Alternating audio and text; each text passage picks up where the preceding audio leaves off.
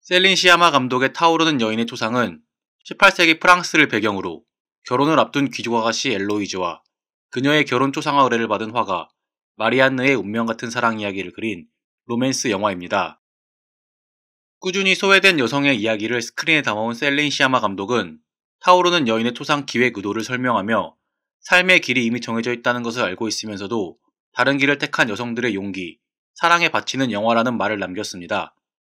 감독의 인터뷰처럼 영화는 철저하게 여성에 의한, 여성을 위한 이야기를 담고 있습니다. 이러한 감독의 의도를 존중하고 그 의도를 온전히 이해하기 위해 타오르는 여인의 초상에서 그려지고 있는 사랑 이야기와 그 속에 담긴 여성에 대한 차별과 억압의 이야기를 함께 살펴보는 시간을 가져볼까 합니다. 명작 리뷰, 새 여인 이야기 시작합니다. 퀴어 영화가 아직까지 대중적인 소재는 아니지만 이루어질 수 없는 사랑은 로맨스 영화에서 흔하게 사용되는 소재입니다. C'est parce que vous pouvez choisir que vous ne me comprenez pas.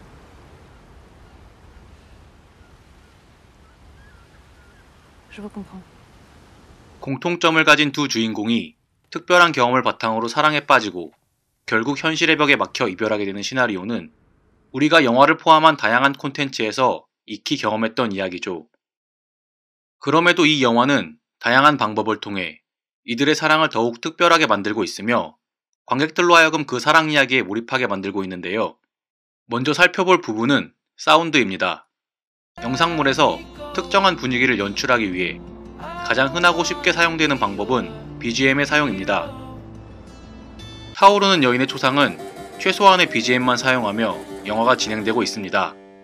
영화에는 단 2가지 종류의 BGM이 사용되고 있으며 이마저도 영화의 진행 과정에서 자연스럽게 활용되고 있습니다. 영화는 BGM뿐만 아니라 앰비언트 사운드의 사용 역시 최소화하고 있습니다. 앰비언트 사운드란 공간음, 환경음이라고 번역될 수 있는 사운드의 한 종류인데요. 흔히 영화의 음향을 작업할 때 대사와 별도로 작업된 특정 공간에 대한 소리를 뜻합니다. 아무리 조용한 실내 공간이라 할지라도 공간음이 전혀 없을 수 없지만 타오르는 여인의 초상 같은 경우에는 오히려 인위적인 느낌이 들 정도로 공간음을 최소화하고 있습니다. 영화는 이처럼 부가적인 사운드의 사용을 최소화하고 있는데요. 이를 통해 등장인물들의 말과 행동이 더욱 부각되고 있으며 Cette fois-ci, je l'aime bien. Peut-être parce que je vous connais un peu mieux. 이는 자연스럽게 등장인물 간의 관계에 더욱 몰입하게 하는 효과로 이어지고 있습니다. 이처럼 관객들이 몰입한 스크린에는 배우들의 명연기와 명대사가 자리하고 있습니다. 셀린 시아마 감독은 한 매체와의 인터뷰에서 엘로이즈라는 캐릭터는 처음부터 그녀의 전 연인인 아델 에넬 배우를 염두에 두고 썼다고 밝혔습니다. 이러한 기대에 부응하듯 아델 에넬은 대담하고 진취적이며 복잡 미묘한 감정을 가진 엘로이즈라는 캐릭터를 완벽하게 연기해내고 있습니다.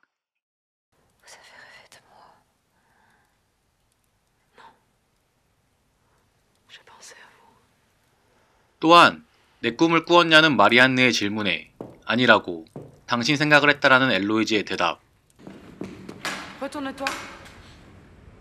떠나는 연인에게 남겼던 뒤돌아봐와 같은 명대사들 역시 이 영화를 훌륭한 로맨스 영화로 만들어주는 소재들입니다.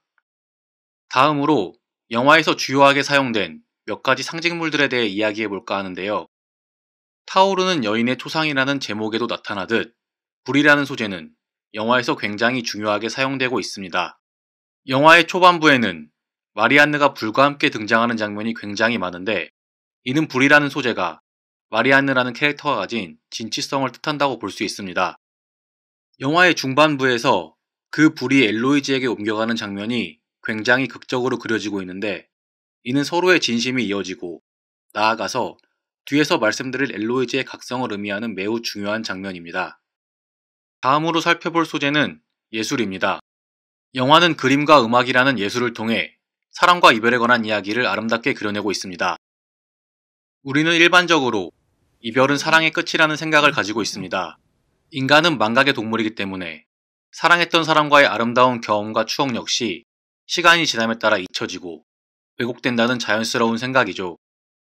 마리안느와 엘로이즈는 이별 후 그림과 음악이라는 예술을 통해 다시 한번 상대방을 만나게 됩니다.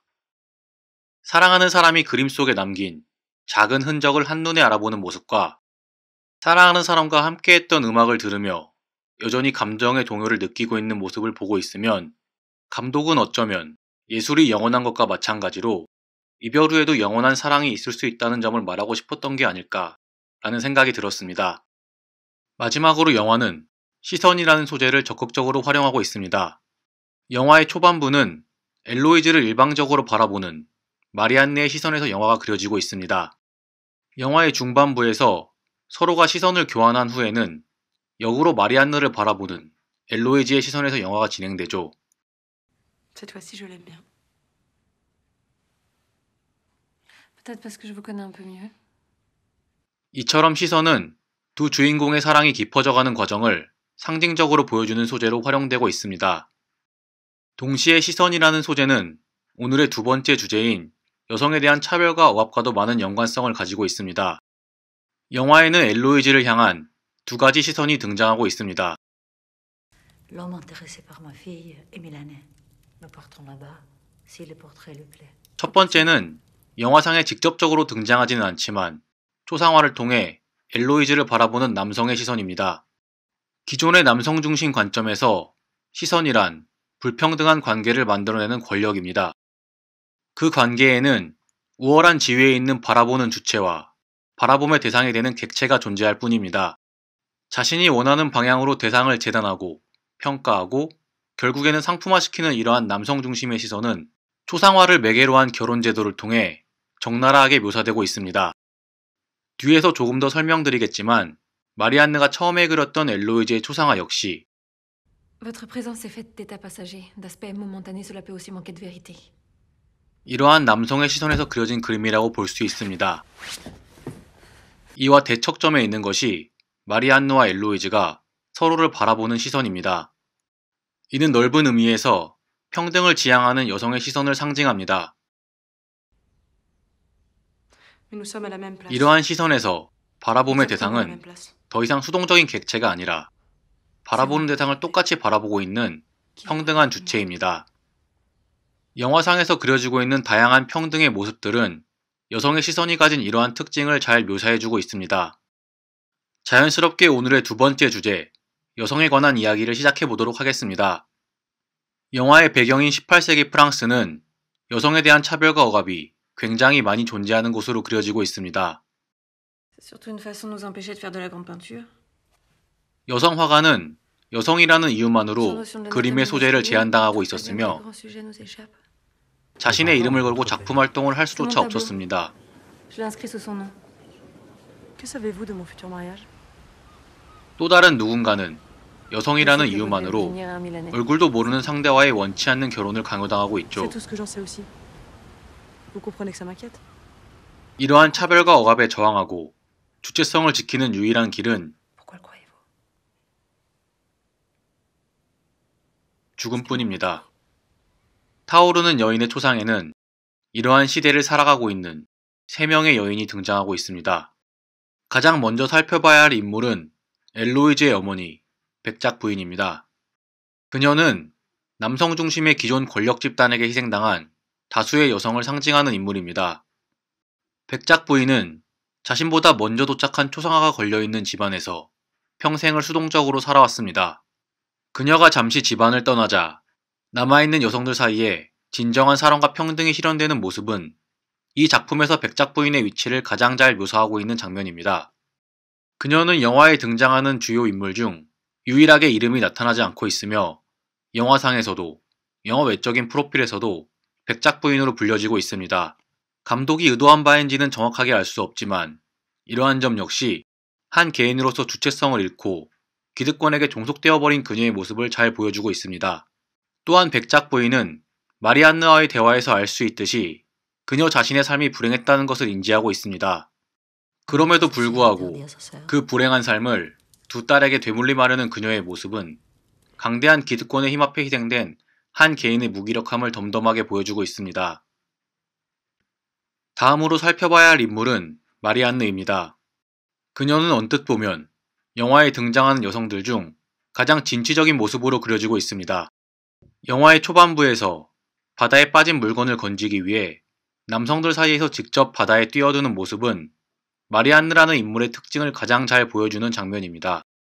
또한 여성이라는 이유만으로 차별받고 인정받지 못하는 시대에 화가라는 직업을 택하고 예술가로서의 삶을 위해 결혼이라는 제도를 거부하는 주체적인 모습 등은 확실히 그녀가 백작 부인과 달리 불평등한 시대에 저항하는 진취적인 인물임을 보여주고 있습니다.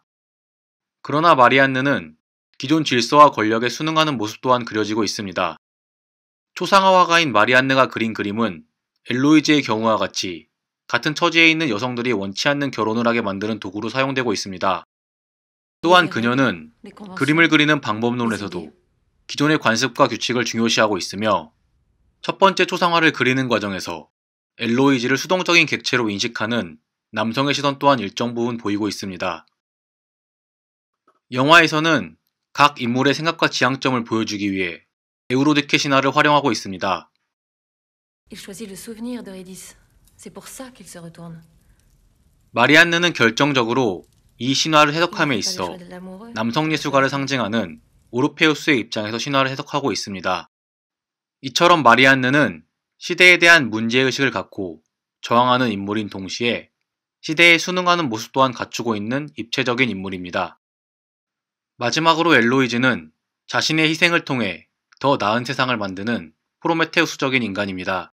작품의 초반에 등장하는 엘로이즈는 중세시대를 상징하는 수도원 생활을 그리워하며 죽은 음악을 선호하는데 이는 프로메테우스와는 거리가 멀어 보일 수 있습니다. 그러나 마리안느와의 관계가 깊어질수록 그녀는 조금씩 진짜 자신의 모습을 보여주기 시작합니다. 수영을 할 수 있는지 확인하기 위해 직접 바다에 뛰어들어가고 Elle va rester. Je vais poser pour elle.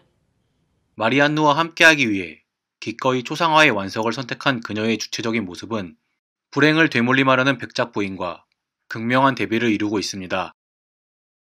또한 엘로이즈는 자신의 초상화를 그리는 과정에서 바라봄의 대상이라는 수동적인 존재에서 벗어나 적극적으로 그림과 관련된 의견을 제안하고 있습니다. 이는 단순히 예술가에게 영감을 주는 수동적인 여성을 의미했던 전통적인 뮤즈의 이미지를 극복하고 함께 예술작품을 만들어가는 주체로서 여성의 역할이 중요하다는 것을 상징하는 엘로이즈라는 인물의 특징입니다. 마지막으로 에우로디케 신화와 관련된 해석에서도 그녀는 에우로디케의 선택이라는 새로운 해석을 보여주고 있는데요. 여성의 입장에서 주체적으로 신화를 해석해가는 모습 또한 엘로이즈가 이 영화에서 어떤 인물을 상징하고 있는지 잘 보여주고 있습니다. 영화는 이처럼 다양한 인물들을 통해 불평등, 차별, 억압의 구제도를 어떻게 바꾸어 나갈지 제시하고 있습니다.